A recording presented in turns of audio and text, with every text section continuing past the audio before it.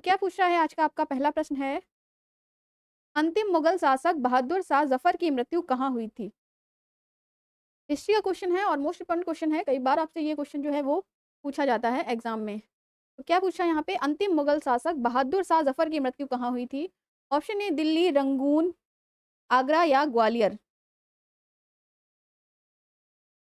जी, तो यहाँ पे आपका राइट आंसर बन रहा है ऑप्शन नंबर बी हो जाएगा। ठीक है, अंतिम मुगल शासक बहादुर शाह जफर की जो मृत्यु है वो कहाँ पे हुई थी?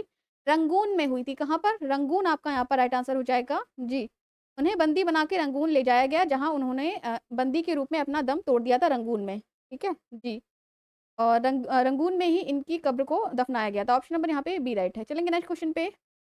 अगला है आपका प्रश्न नंबर 2। क्या पूछ रहा है, किस भारतीय राजा ने नेपोलियन से अनुरोध किया कि वहां ब्रिटिश को भारत से हटा दें?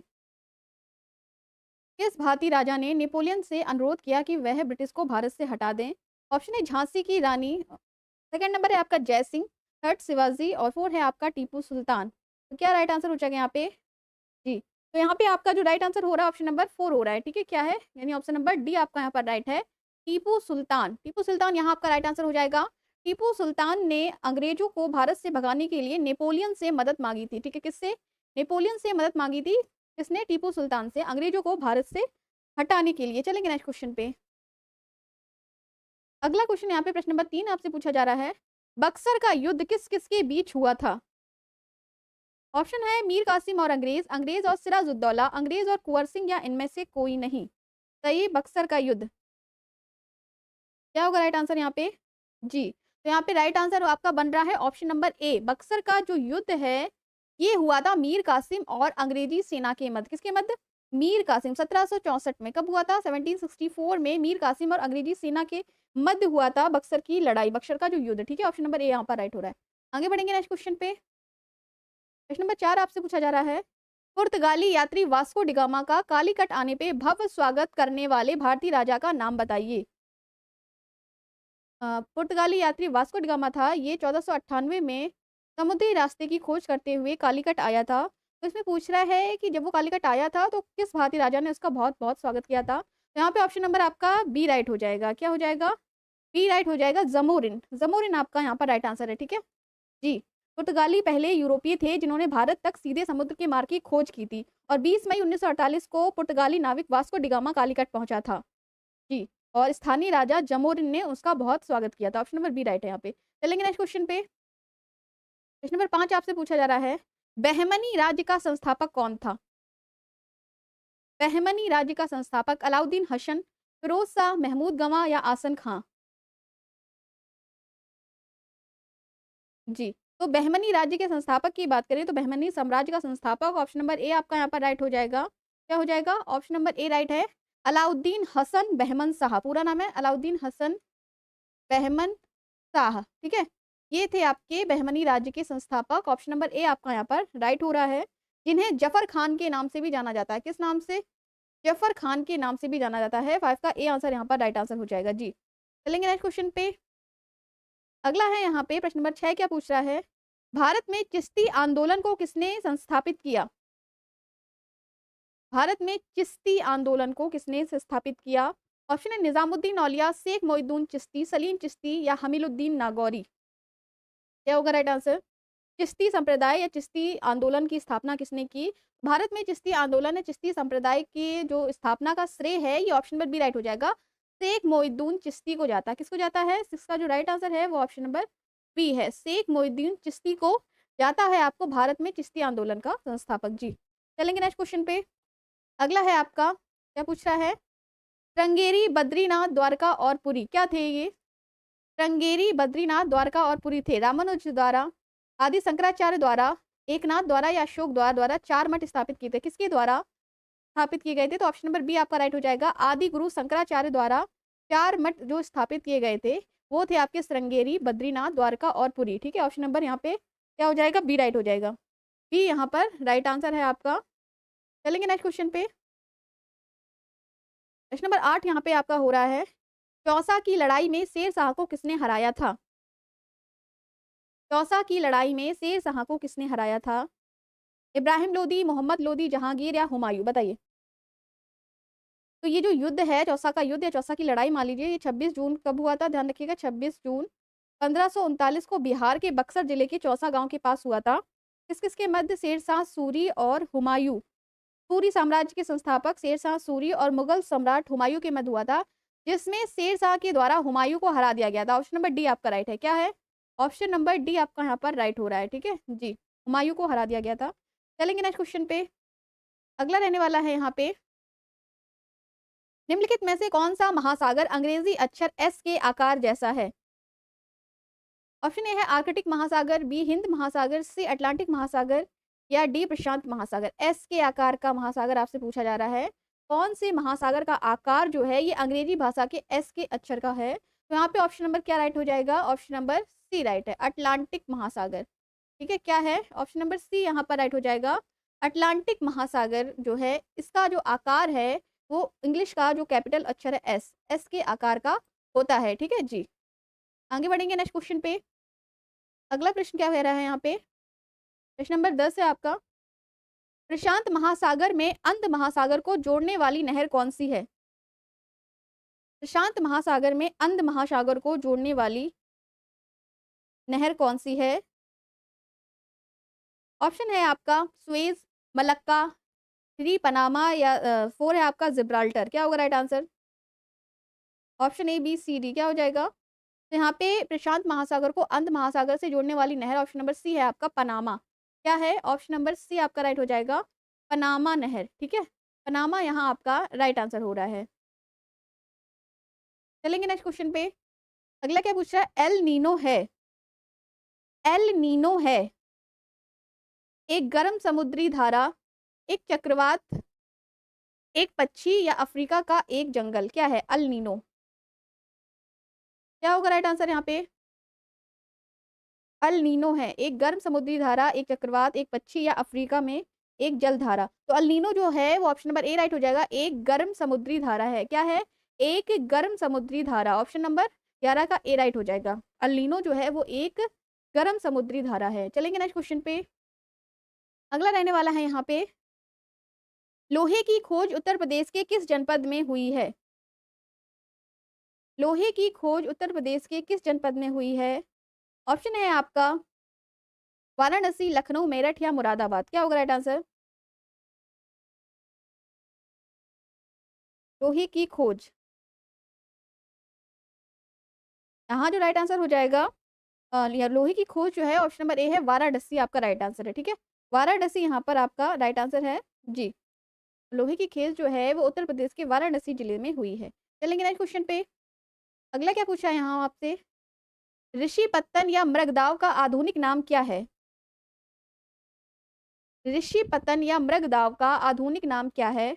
वाराणसी, सहजनवा, कुशीनगर या सारनाथ। बताइए, आधुनिक नाम आपसे यहाँ पे पूछा जा रहा है, ऋषि पतन या मृगदाव। क्या अगर राइट आंसर?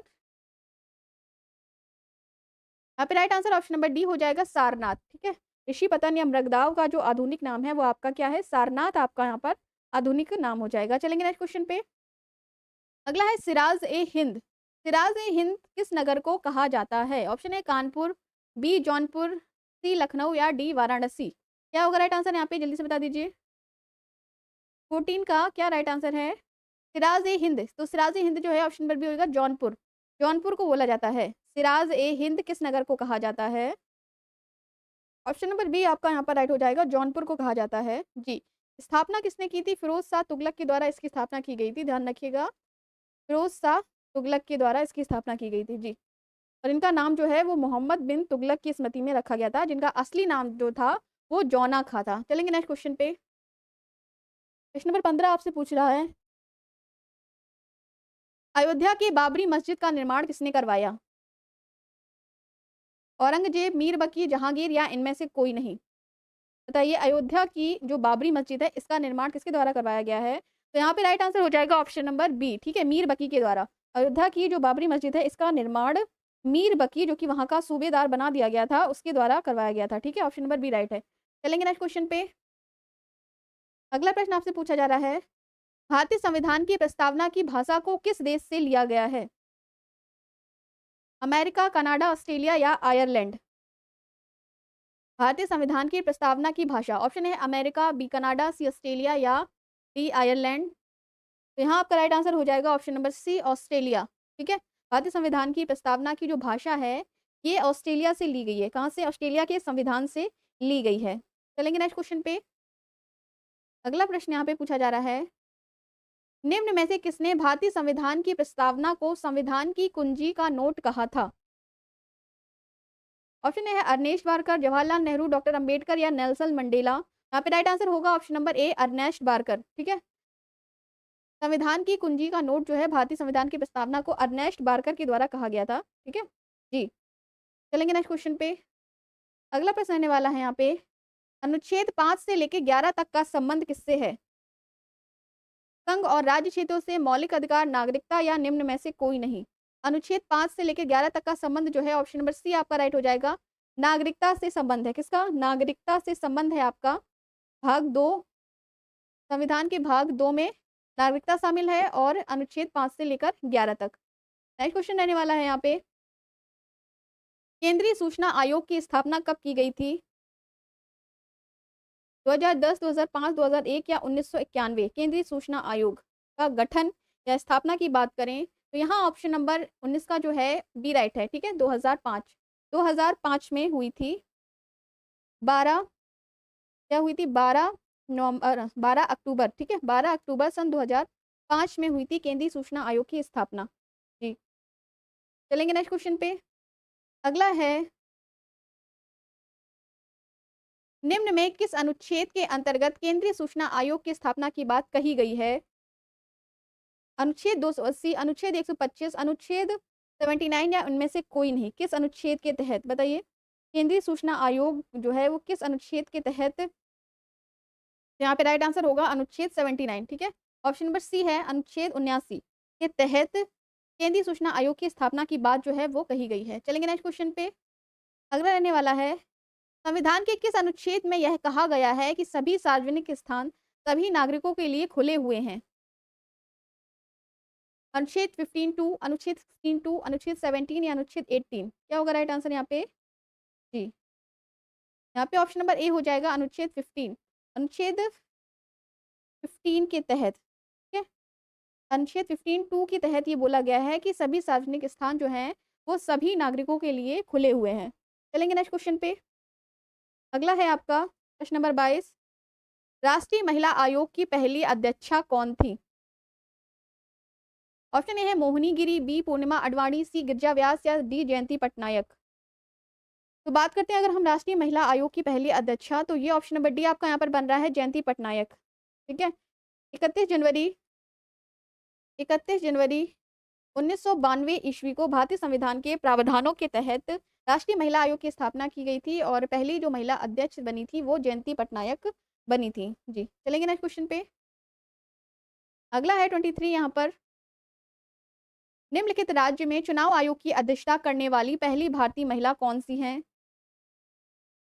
निम्नलिखित में राज्य चुनाव आयोग की अध्यक्षता करने वाली पहली भारतीय महिला। ऑप्शन है नीला सत्यनारायण, सुधा पिल्लई, रीता सिन्हा या लीना मेनहडे। क्या होगा राइट आंसर यहाँ पे?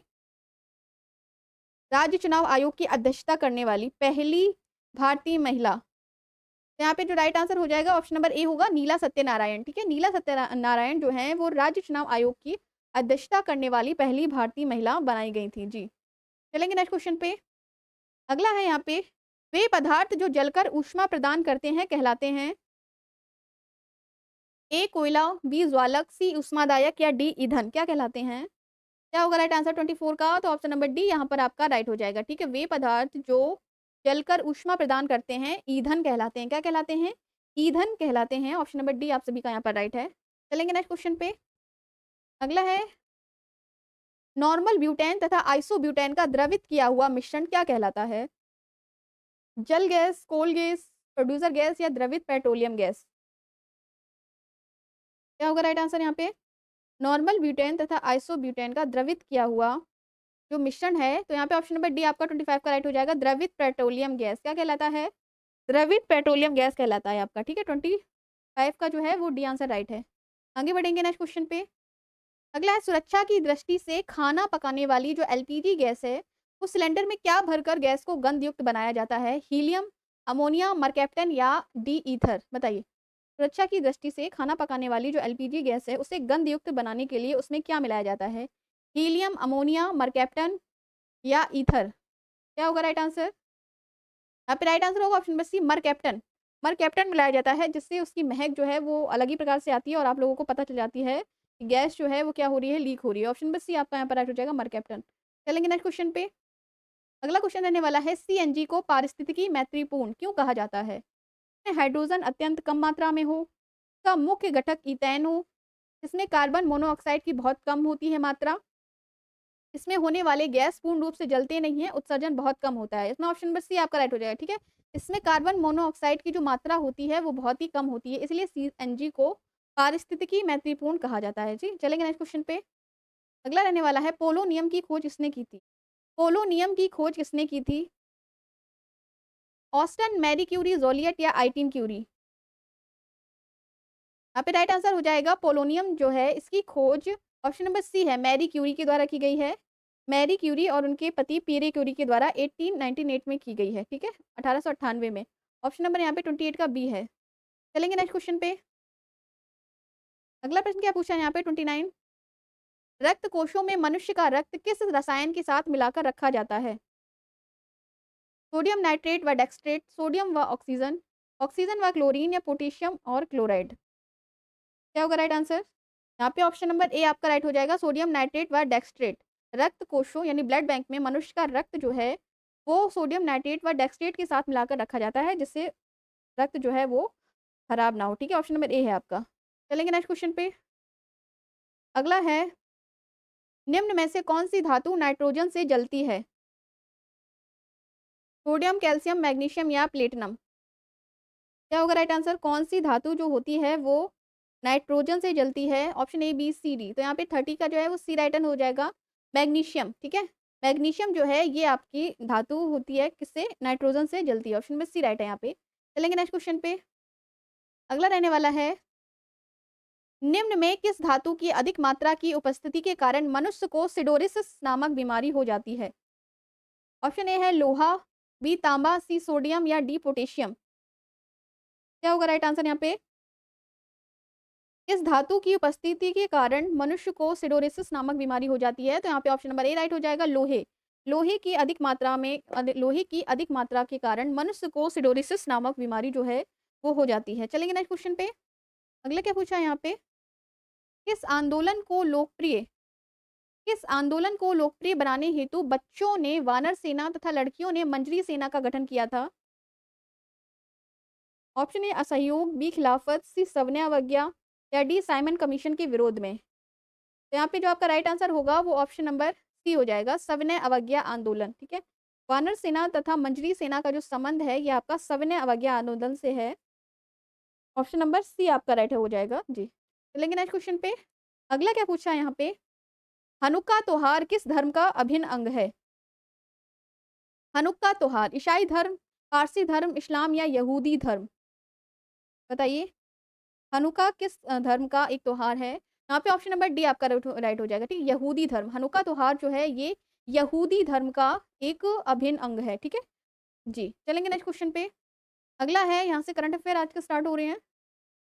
मुद्रा योजना के तहत ऋण सीमा को बढ़ाकर कितनी कर दी गई है? मुद्रा योजना के तहत ऋण सीमा को बढ़ाकर कितनी कर दी गई है? 12 लाख, 15 लाख, 20 लाख या 22 लाख? बताइए। अभी जो हाल ही में बजट पारित हुआ है 2024-25 का, उसके मुद्रा ऋण के तहत जो तरुण श्रेणी उद्यमियों के लिए जो रुपयों की सीमा है वो ऑप्शन नंबर सी आपका राइट है, 20 लाख कर दी गई है। कितनी? 20 लाख रुपए कर दी गई है। जी ऑप्शन नंबर सी राइट है आपका यहाँ पर। चलेंगे नेक्स्ट क्वेश्चन पे। अगला है, नेक्स्ट क्वेश्चन आपसे क्या पूछा जा रहा है,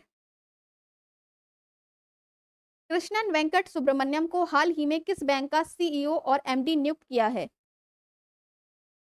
कृष्णन वेंकट सुब्रमण्यम को हाल ही में किस बैंक का सीईओ और एमडी नियुक्त किया गया है? Option A Federal Bank, B Union Bank of India, C Yes Bank या डी है पंजाब नेशनल बैंक? क्या होगा राइट आंसर यहाँ पे? यहाँ पे राइट आंसर है, कृष्णन वेंकट सुब्रमण्यम को हाल ही में फेडरल बैंक का नया सीईओ और एमडी नियुक्त किया गया है। जी, ये 30 अप्रैल 2024 तक कोटक महिंद्रा बैंक के संयुक्त प्रबंध निदेशक के पद पर थे और अब इन्हें फेडरल बैंक का नया CEO और MD नियुक्त किया गया है। चलेंगे नेक्स्ट क्वेश्चन पे। अगला है, नीति आयोग ने हाल ही में ग्लोबल साउथ इनोवेशन प्रोग्राम के लिए किसके साथ सहयोग किया है? ऑप्शन ए है World Bank, B World Economic Forum, C WIPO या डी गूगल। क्या होगा राइट आंसर? नीति आयोग ने वैश्विक दक्षिण देशों के कार्यक्रम को विकसित करने के लिए ग्लोबल साउथ इनोवेशन प्रोग्राम के लिए किसके साथ सहयोग किया है? जी, ऑप्शन नंबर सी यहाँ पर आपका राइट हो जाएगा, WIPO। WIPO के साथ मिलकर जो है नीति आयोग ने साउथ इनोवेशन प्रोग्राम के लिए अपना सहयोग दिया। ऑप्शन नंबर सी आपका यहाँ पर राइट है। विश्व बौद्धिक संपदा संगठन, क्या है इसका फुल फॉर्म? WIPO, विश्व बौद्धिक संपदा संगठन के साथ मिलकर। चलेंगे नेक्स्ट क्वेश्चन पे। अगला रहने वाला है, केंद्रीय बजट 2024-25 में खेलो इंडिया पहल के लिए कितने करोड़ रुपए आवंटित किए गए हैं? केंद्रीय बजट 2024-25 में खेलो इंडिया पहल के लिए कितने करोड़ रुपए जो हैं वो आवंटित किए गए हैं? ऑप्शन है 700 करोड़, 800 करोड़, 900 करोड़ या 1000 करोड़। जी, ऑप्शन नंबर सी बिल्कुल राइट है। यहाँ पे 900 करोड़ रुपए जो हैं वो आवंटित किए गए हैं खेलो इंडिया के लिए। केंद्रीय बजट के लिए कम से कम आपका ऑप्शन नंबर सी यहाँ पर राइट हो रहा है, 900 करोड़ रुपए जो हैं वो आवंटित किए गए हैं। चलेंगे नेक्स्ट क्वेश्चन पे। 38 क्वेश्चन रहने वाला है आपका। केंद्रीय बजट 2024-25 में रक्षा बजट कितना रखा गया है? बजट के महत्वपूर्ण क्वेश्चन है यहाँ पे। केंद्रीय बजट 2024-25 में रक्षा बजट कितना रखा गया है? 6 लाख करोड़, 6.22 लाख करोड़, 6.25 लाख करोड़ या 6.80 लाख करोड़। क्या होगा राइट आंसर यहाँ पे? यहाँ का right answer option number B हो जाएगा। 6.22 लाख करोड़ रुपए जो है ये हाल ही में जो बजट पेश किया गया है रक्षा बजट रखा गया है। ठीक है, 6.22 लाख करोड़ रुपए जो है रक्षा बजट के लिए आवंटित किए गए हैं। चलते हैं नेक्स्ट क्वेश्चन पे। अगला है, यूकी भावरी ने फ्रांस के अल्बानो ओलिविटी के साथ मिलकर कौन सा युगल खिताब जीता है? Miami open, Swiss open, Dubai open या इनमें से कोई नहीं। तो भारत के यूकी भावरी और उनके फ्रांसीसी जोड़ीदार अल्बानो ओलिविटी ने रविवार को जर्मनी के म्यूनिख में BW ओपन टूर्नामेंट्स का जो युगल खिताब है वो अपने नाम कर लिया है। ठीक है, तो यहाँ पे आपका राइट आंसर क्या होगा? कौन सा खिताब है ये? स्विस ओपन का। ऑप्शन नंबर बी है, स्विस ओपन का खिताब है। चलेंगे नेक्स्ट क्वेश्चन पे। अगला रहने वाला है, हाल ही में किसे UPSC के अध्यक्ष ने इस्तीफा दिया है, उनका नाम क्या है? हाल ही में किस UPSC के अध्यक्ष ने इस्तीफा दिया है? ऑप्शन आरती विस्ट, बी मनोज सोनी, विनय आनंद या अमित बंसल। जी, ऑप्शन नंबर बी आपका यहाँ पर राइट हो जाएगा, मनोज सोनी। मनोज सोनी ने अपना कार्यकाल समाप्त होने से 5 साल पहले ही अपने पद से इस्तीफा दे दिया है, जो कि UPSC के चेयरमैन थे। ठीक है, चलेंगे नेक्स्ट क्वेश्चन पे। अगला रहने वाला है यहाँ पे, हाल ही में किस राज्य के मुख्यमंत्री ने राजीव गांधी सिविल अभ्यहस्तम योजना का शुभारंभ किया है? गुजरात, आंध्र प्रदेश, तेलंगाना या बिहार। तो यहाँ पे राइट आंसर हो जाएगा option number C, Telangana. Telangana के मुख्यमंत्री ने राजीव गांधी सिविल अभ्यम हस्तम योजना शुभारंभ की है। कौन है मुख्यमंत्री तेलंगाना के? ए रेवंत रेड्डी। कौन है? ए रेवंत रेड्डी जो है ये तेलंगाना के नवनियुक्त मुख्यमंत्री हैं। इनके द्वारा ही राजीव गांधी सिविल अभ्यस्तम योजना का शुभारंभ किया गया है। चलेंगे नेक्स्ट क्वेश्चन पे। अगला है, हाल ही में डॉक्टर MS विलियाथान का निधन हुआ, वे कौन थे? ऑप्शन ए है अर्थशास्त्री, बी चिकित्सक, सी गायक या डी फुटबॉलर। तो यहाँ पे राइट आंसर हो जाएगा ऑप्शन नंबर बी, चिकित्सक थे। ठीक है, डॉक्टर MS विलियाथन का हाल ही में निधन हो गया है। एक कार्डियन सर्जन थे। ठीक, कौन थे? कार्डियक सर्जन थे, उनका निधन हो गया है। तो वो कौन थे? चिकित्सक थे। ठीक है, ऑप्शन नंबर यहाँ पे बी राइट है। चलेंगे नेक्स्ट क्वेश्चन पे। 43 क्वेश्चन आपसे पूछा जा रहा है, हाल ही में किसने लागत वृद्धि और प्रक्षेपण में देरी का हवाला देते हुए अपना चंद्रमा वाइपर रोवर मिशन रद्द कर दिया? लागत वृद्धि और प्रक्षेपण में देरी का हवाला देती हुई रोसकॉस्मोस, जाक्सा, नासा या DRDO। 450 मिलियन डॉलर का ये जो उनका क्या था, मिशन था, 450 मिलियन डॉलर का वाइपर रोवर मिशन था, ये रद्द कर दिया गया है। ऑप्शन नंबर सी हो जाएगा, नासा के द्वारा। ठीक है, नासा के द्वारा ये मिशन को अंजाम दिया जा रहा था, लेकिन हाल ही में उन्होंने लागत वृद्धि और प्रक्षेपण में देरी का हवाला देते हुए अपना चंद्रमा वाइपर रोवर मिशन को समाप्त कर दिया है, रद्द कर दिया है। ठीक है जी, चलेंगे नेक्स्ट क्वेश्चन पे।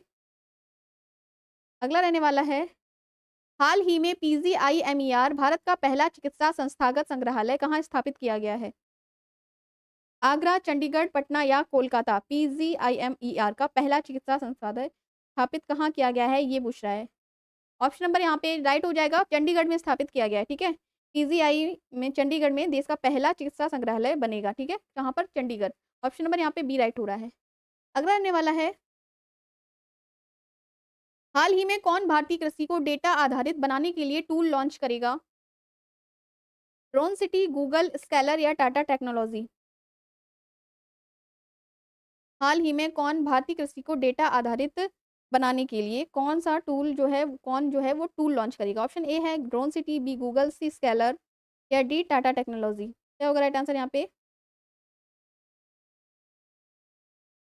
Option A, B, C, D, जल्दी से बता दीजिए।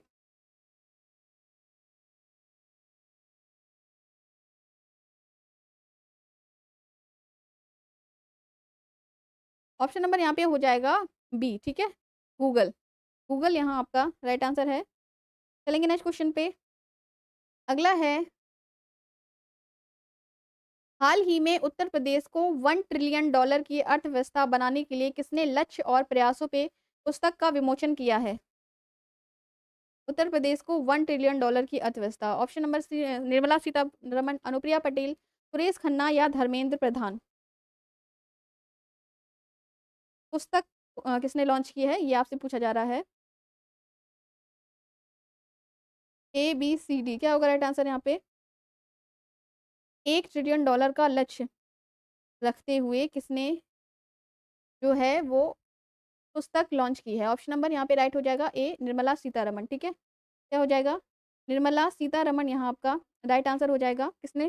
निर्मला सीतारमण के द्वारा ये लक्ष्य रखा गया है, ये पुस्तक जो है वो लॉन्च की गई है जी।